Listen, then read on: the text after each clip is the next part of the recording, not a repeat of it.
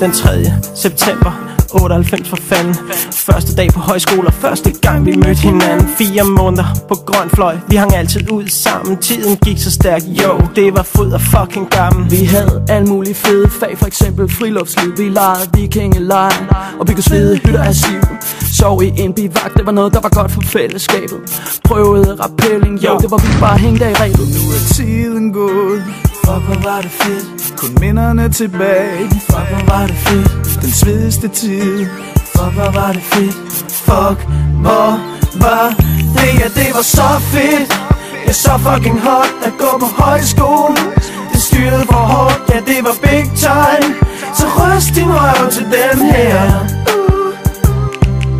Hvad fanden skal jeg sige? Det var så fedt bare at være der. Der var madhold, vi lavede altid kylling med kartofler og ærter.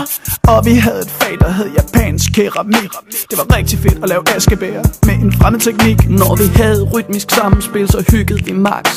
Te og kage, wow, guitar, Anita spillede sax. Og når vi havde drama, slap vi følelserne løs.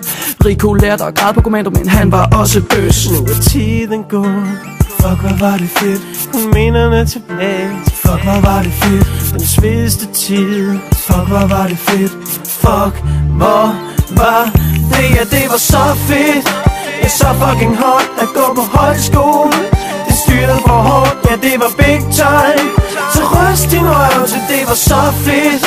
Jeg så fucking hot at gå på højskole. Det styrede for hårdt, ja, det var big time. Så ryst din røv til den her.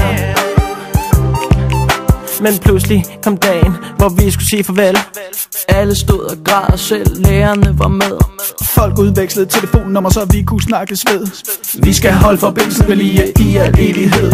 Fuck, hvor var det så fedt. Jeg så fucking hot at gå på højskole. Det styrede for hårdt, ja, det var big time. Så ryst din røv, ja, det var så fedt. Jeg så fucking hot at gå på højskole.